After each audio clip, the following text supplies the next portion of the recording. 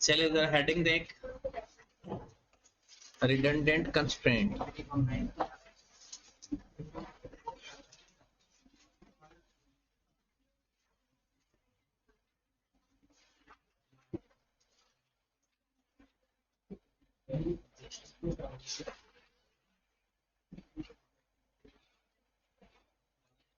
Redundant constraint.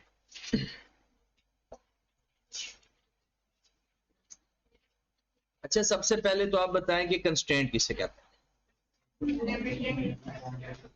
कोई ऐसी चीज जो हमारे पास लिमिटेड है, और रिडंडेंट का मतलब होता है लिमिटेड भी है और एक्स्ट्रा भी है। रिडंडेंट का मतलब होता है एक्स्ट्रा। अब सिर्फ एक्स्ट्रा दो तरीकों से होता है। एक होता है एक्स्ट्रा कि हमारे पास जरूरत है लेकिन जरूरत से ज्यादा है यह चीज, और इस एक्स्ट्रा का मतलब है फजूल। रिडंडेंट का मतलब क्या है? फजूल।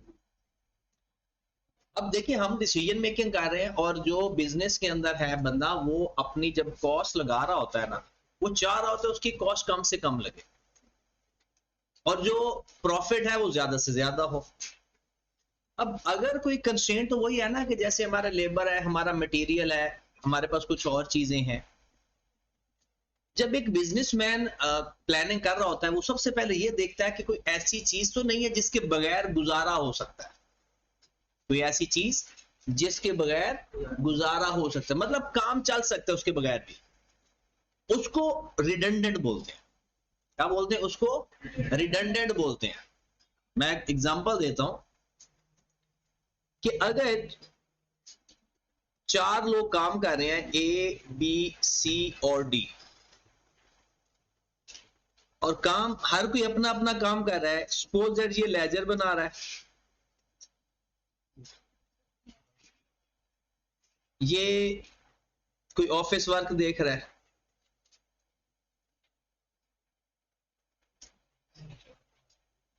ये समझ लो कि कोई मैनेजेरियल काम देख रहा है, और ये सुपरविजन कर रहा है।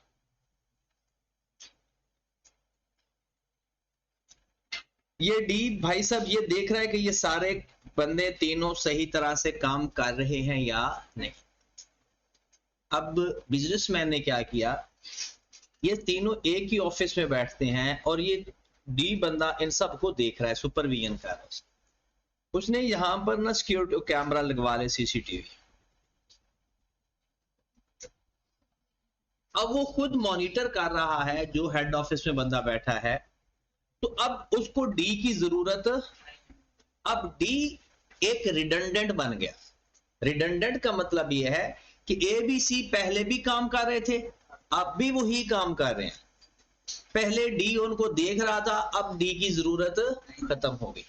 तो जिसकी जरूरत खत्म हो जाए, अब इसमें अक्सर लोग कहते हैं कि रिडंडेंट के खत्म होने से, मतलब इसको निकालने से क्या आपके काम पर कोई फर्क पड़ेगा या नहीं? तो आंसर इज नो। अगर फर्क पड़ेगा तो वो रिडंडेंट नहीं है, फिर वो फजूल नहीं है। फजूल कब होगा? कि जब उसके होने या ना होने से कोई फर्क ना पड़े। उसके होने या ना होने से कोई फर्क ना पड़े, उसे बोलते हैं रिडंडेंट कंस्ट्रेंट। अब ये तो एक सादा सा मतलब है, देसी सा मतलब है। रिडंडेंट उसे कहते हैं जिसके होने या ना होने से किसी भी डिसीजन पे फर्क ना पड़े। तो मैथ के अंदर क्या होगा? Redundant constraint. ये मैथ नहीं, प्रैक्टिकल लाइफ के अंदर क्या होता है। अब प्रैक्टिकल लाइफ के अंदर एक मैं और बात बताता हूं कि कोविड का जब सीजन आया था,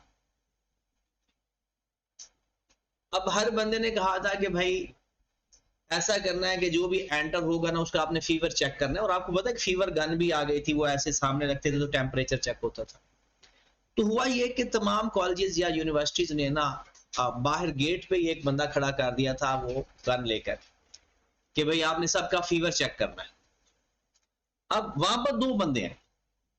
एक बंदा है सिक्योरिटी गार्ड जो पहले से मौजूद होता है, और एक नया बंदा आ गया जिसको आपने वो फीवर गन दे दी। अब आप चाहते हो, अब ये प्रॉपर बिजनेसमैन वाली सोच रखनी है।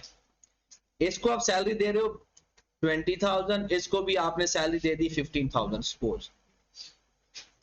अब गार्ड बैठा है सिक्योरिटी गार्ड के तौर पर, और एक फीवर गन वाला बंदा भी आपने खड़ा कर दिया, उसको आप 15,000 रुपया दे रहे हो। अब आपने सोचा, प्लानिंग की कि ऐसा करते हैं कि गार्ड को ही सिक्योरिटी फीवर गन भी दे देते हैं, और उसको कहते हैं कि यार हम आपको 25,000 रुपया दे देंगे, आप ऐसा करो कि वैसे भी तो आपने इधर ही खड़े होना है, तो जो स्टूडेंट्स आ जा रहे हैं या आ रहे हैं, आप उनका ना फीवर चेक करते रहे। अब जब गार्ड राजी हो गया, तो ये जो आपने एक बंदा रखा हुआ था, अब ये क्या हो गया, रिडंडेंट, क्योंकि अब इसकी जरूरत, क्या काम पूरा हो रहा है, वो वाला काम हो रहा है, वो सिक्योरिटी गार्ड भी एज अ सिक्योरिटी गार्ड के तौर पर काम कर रहा है, और ये काम भी हो रहा है। तो अब इस बंदे के होने या ना होने से कोई फर्क नहीं पड़ेगा। ऐसी चीजों को बिजनेसमैन ढूंढ रहा होता है और उसको खत्म कर रहा होता है, ताकि उसकी कॉस्ट कम से कम रहे। लेकिन पाकिस्तान में कुछ ऐसे डिपार्टमेंट हैं जिसमें सबसे ज्यादा रिडंडेंट की जरूरत है, मतलब फजूल लोगों को निकालने की जरूरत है, तकरीबन गवर्नमेंट डिपार्टमेंट। बल्कि इसके इनके होने से काम नहीं होता, अगर ये नहीं होंगे तो फिर शायद काम हो जाएगा। अच्छा, अब पेपर में हम कैसे चाहिए, तो एक जनरल कॉन्सेप्ट है ना रिडंडेंट कंस्ट्रेंट का। पेपर में सवाल आ जाए तो आपने किस तरह से रिडंडेंट कंस्ट्रेंट को ढूंढना होता है। आपको एक सवाल, नॉर्मल सवाल गिवन होगा। एक एग्जांपल लेते हैं, आपको सवाल सपोज दैट गिवन है 2x plus 3y less than और इक्वल टू 6, और 3x प्लस 2y, इसको भी लिख लेते हैं लेस देन और इक्वल टू 6, और x plus y less than और इक्वल टू 4। क्या इसका ग्राफ बनाना आता है आपको? शेडेड रीजन फाइंड कर सकते हो? तो करते हैं फिर। और पेपर में सवाल क्या आएगा आपको, ये सारे कंस्ट्रेंट फंक्शन है, और आपको कहेगा कि इसमें ना मुझे रिडंडेंट कंस्ट्रेंट फंक्शन फाइंड करते थे। तो क्वेश्चन के पॉइंट ऑफ व्यू से तो ये बहुत आसान है। क्या करेंगे, सबसे पहले इसका शेड बनाएंगे, 2x plus 3y less than equal to 6, x is equal to 0, y is equal to 2, y is equal to 0, x is equal to, ये तो आप सबको पता है ना, 0 2 3 0, और फिर हम लिख देंगे 0 लेस देन इक्वल टू, यहां तक कोई मसला? अच्छा, ये ना एक रटा रटाया जुमला होता है, यस सर नो सर।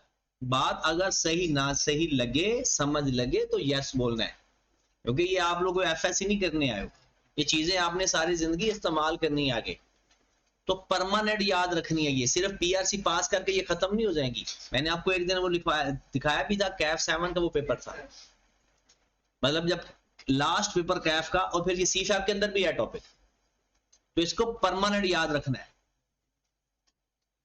हाँ जी, उसके बाद हमारे पास क्या है, 3x प्लस 2y,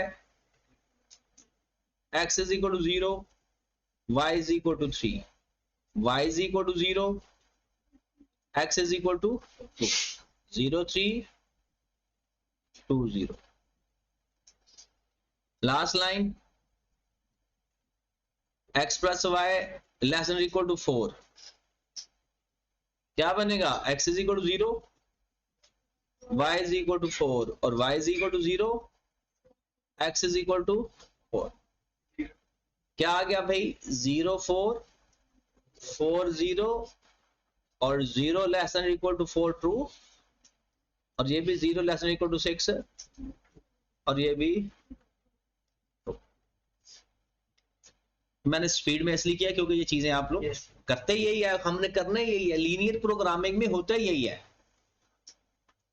हर सवाल के पीछे तरीकाकार सेम है।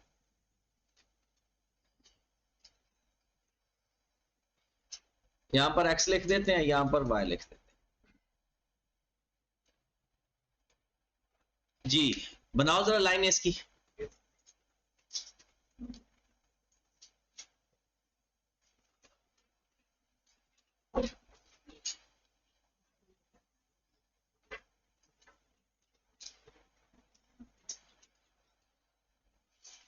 पहली लाइन कौन सी बनेगी?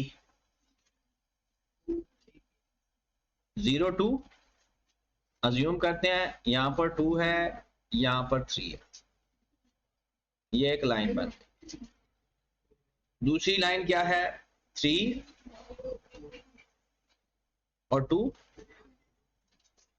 अज्यूम करते हैं वो लाइन ये है। तीसरी लाइन कौन सी है? 4।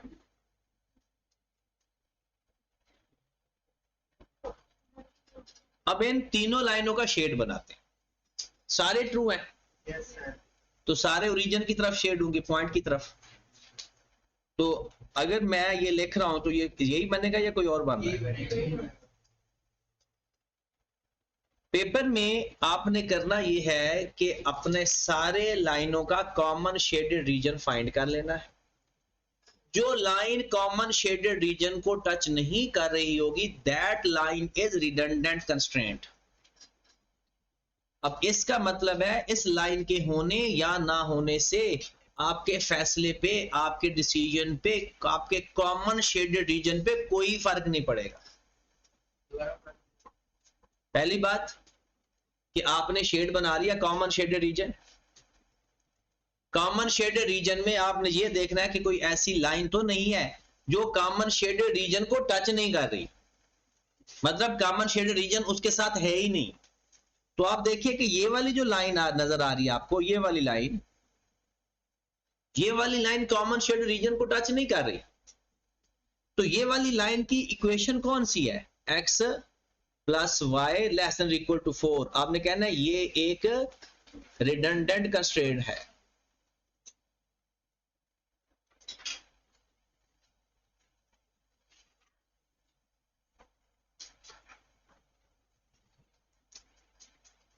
ये एक रिडंडेंट कंस्ट्रेंट है। दोबारा सुने, सबसे पहला काम क्या करना है? कॉमन शेडेड रीजन फाइंड करना है। कॉमन शेडेड रीजन को देखना है क्या कोई ऐसी लाइन तो नहीं है जो कॉमन शेडेड रीजन को टच नहीं कर रही। That line is redundant constraint. वो दो, एक भी हो सकते हैं, दो भी हो सकते हैं। अब हमने एक बात बार बार कर रहे हैं कि रिडंडेंट कंस्ट्रेंट ऐसा फंक्शन होता है जिसके होने या ना होने से डिसीजन पे कोई फर्क नहीं पड़ता। हम चेक करके देखते हैं। हम ऐसा करते हैं कि सिर्फ दो लाइनों का ग्राफ बनाते हैं। एक बनाते हैं, पहली लाइन क्या थी? 2x plus 3y less than equal to 6। और दूसरी लाइन क्या थी? 3x plus 2y। पॉइंट तो हमारे मौजूद है इसके। Yes sir. हम इसका ग्राफ पेपर में नहीं ऐसा करना, ये आपको समझाने के लिए बना रहा हूं। यहां पर 2 है, यहां पर 3 है, फिर यहां पर 3 है और यहां पर एक लाइन ये बनेगी, एक लाइन ये बनेगी, दोनों ट्रू है। Yes sir. तो कॉमन शेडेड रीजन क्या बनेगा? अब पहले ये लाइन होने से भी कॉमन शेडेड रीजन वो बन रहा था, इसके लाइन ना होने से भी कॉमन शेडेड रीजन वही बन रहा है, क्योंकि फैसला हमने किस पे लेना है? कॉमन शेडेड रीजन पे। कॉर्नर पॉइंट किसके निकलेंगे? कॉमन शेडेड रीजन पे। तो अगर ये वाली लाइन थी पहले, तब भी कॉर्नर पॉइंट भी वही आएंगे, मैक्सिमम मिनिमम भी वही पॉइंट आएगा, कॉमन शेडेड रीजन भी वही आएगा। और इस फेस में वो लाइन है ही नहीं, फिर भी कॉर्नर पॉइंट भी वही आएंगे, कॉमन शेडेड रीजन भी वही आएगा। तो इसका मतलब है ये जो लाइन है दैट इज एक्स्ट्रा लाइन। ये आपके पास एक बर्डन होता है, इस बर्डन को जो बिजनेसमैन पहचान लेते हैं वो सही रह जाते हैं, मतलब वो अपनी ये कॉस्ट सेव कर सकते हैं। तो रिडंडेंट कंस्ट्रेंट ऐसा फंक्शन होता है जिसके होने या ना होने से डिसीजन पे कोई फर्क ना पड़े। ये है थ्योरेटिकल कॉन्सेप्ट। न्यूमेरिकल कॉन्सेप्ट क्या है? जितने फंक्शन गिवन होंगे हम उसका कॉमन शेडेड रीजन फाइंड करते हैं, फिर उस कॉमन शेडेड रीजन में वो लाइन पिक करेंगे जो लाइन कॉमन शेडेड रीजन को टच नहीं करी, वो होगा रिडंडेंट कंस्ट्रेंट। हाँ जी बताएं, ये कॉन्सेप्ट समझ लगा या नहीं सबको? कोई परेशानी? पेपर में सवाल आता है। वो आपको 2-3 फंक्शन दे देगा और कहेगा इसमें से मुझे रिडंडेंट कंस्ट्रेंट फाइंड करके दिखा, यानी कि वो किस ग्राफ में होगी? नहीं वो आपको ऐसी 3-4 लाइनें दे देगा, इस तरह से सवाल ऐसे देगा, ऐसे सवाल देके वो आपसे कहेगा कि मुझे रिडंडेंट कंस्ट्रेंट फंक्शन यहां से ढूंढ के दे। तो आपने करना क्या है, सिंपल ग्राफ बनाना है, उसका कॉमन शेड रीजन बनाना है, जो कॉमन शेड रीजन को लाइन टच नहीं करेगी वो हमारा रिडंडेंट कंस्ट्रेंट्स। डन। ये किसी में नहीं भी हो सकती कि जरूरी होगी? नहीं भी हो सकती, ऐसा भी हो सकता है कोई रिडंडेंट कंस्ट्रेंट ना हो, सारी लाइन जितनी हमने पिछली लाइनें पढ़ी हैं कल तक उसमें सारी लाइनें टच कर रही होती थी। ये तो इसको समझाने के लिए हमने देखा। अज्यूम करते हैं एक और लाइन, ऐसे ग्राफ बना लेते हैं। हमारे पास एक ये लाइन है,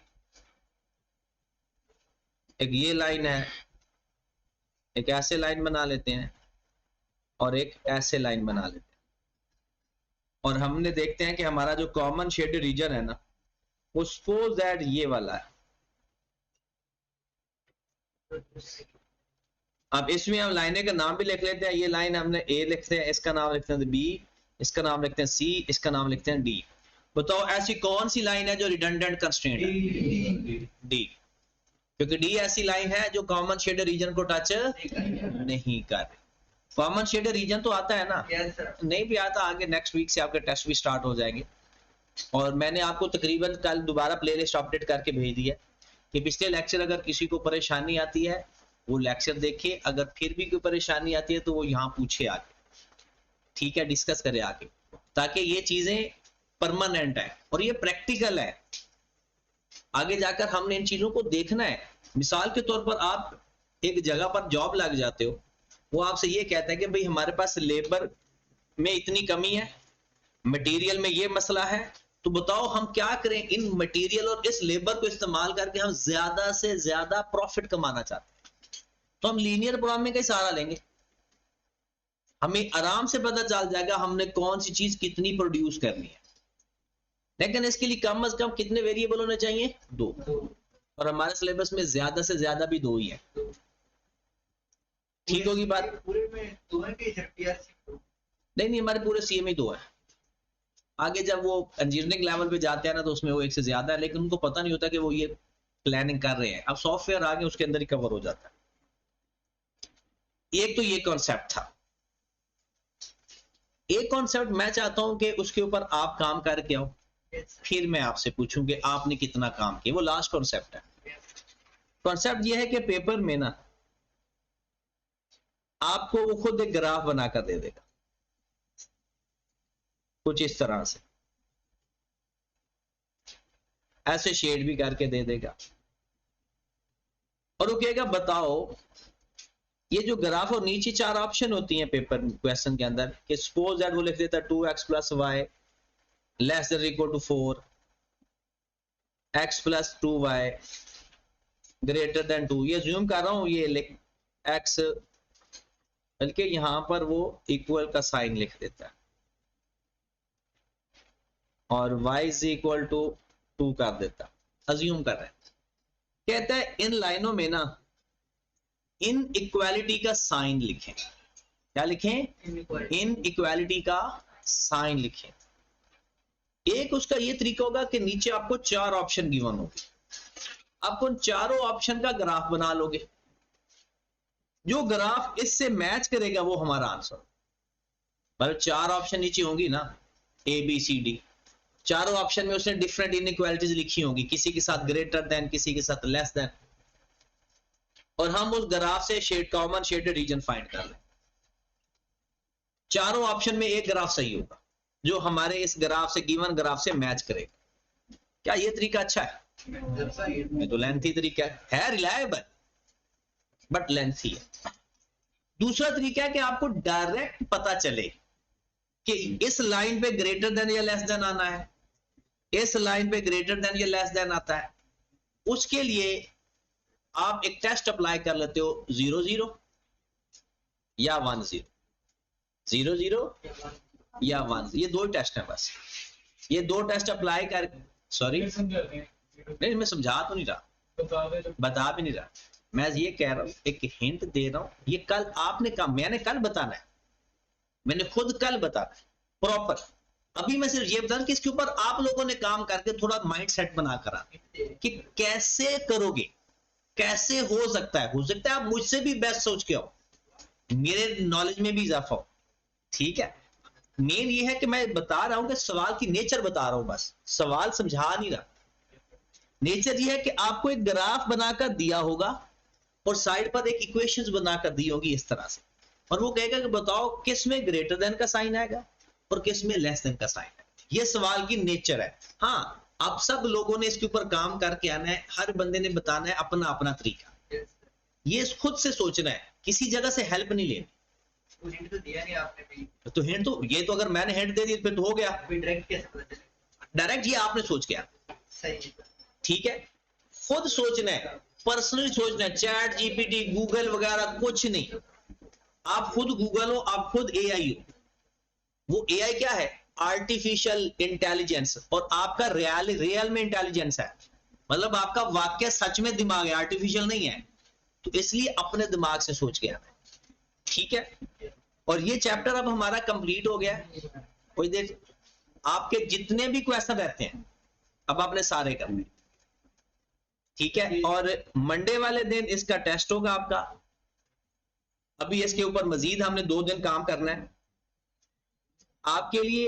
अभी इसको खत्म नहीं किया हमने, अगले हफ्ते भी 2-3 दिन चलाएंगे इसको, बट आपका क्वेश्चन भी, यानी ये सारी चीजें अब आप कर सकते हो। इसमें जो जो चीजें भी आएंगी कल हम मजीद इसको डिस्कस करेंगे। एक ये कॉन्सेप्ट रह गया है शेडेड करने वाला, ये सीखेंगे, फिर इसकी अंग्रेजी सीखेंगे जो काई की आपकी किताब में लिखी हुई है, ठीक है। तो कल तक आप ये करके, 10वें सवाल में आपको इशू था, यस सर।